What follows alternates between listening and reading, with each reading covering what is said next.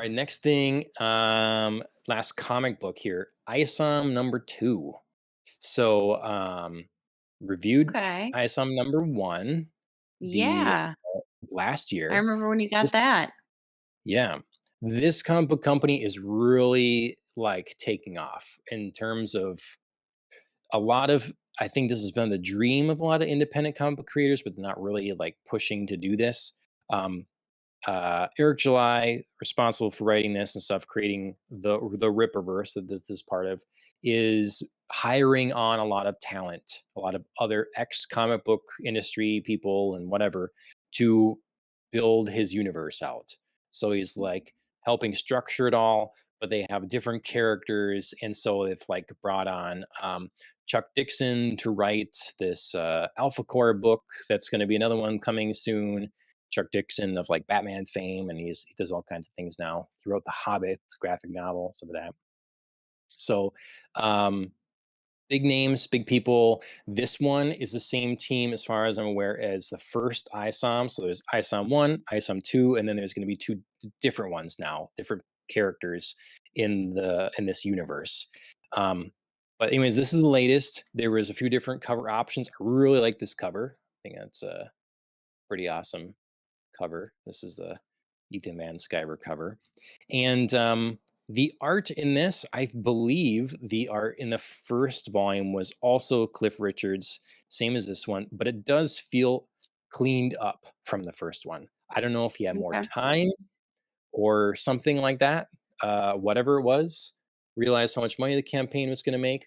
But this is very like, I don't know. I feel like what you'd expect from the early 2000s sort of comic. It's like got that gloss, high color, pretty realistic, shooting for the pretty realistic sort of look. But I'll just show a little bit of the inside. But if you recall my review of the first one. I was like, I'm not Mhm. sure where exactly this is going to go.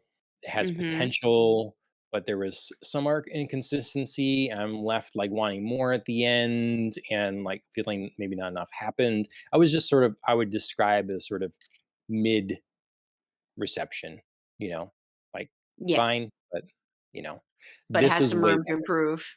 Yeah, they Okay. improved. They definitely improved.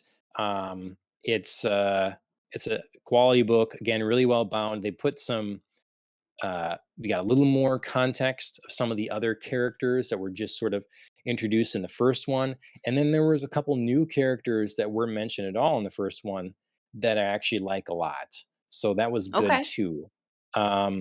It's let's see, trying to find a couple other So things good from. character development, like how is the plot developing? Like overall, Yeah, are you pleased with the I direction of the plot? I am, because it got a little more out there. It felt a little too typical superhero in city sort of thing before, and now we're Mhm. exploring, like, the world opened up. We're adding kind of the mystical, it Sure. feels, to this. There's this really cool character, Blood Ruth, here that's being introduced. Mhm. So we've got different beasts and Yeah. another fun character. So it really went in places I wasn't expecting.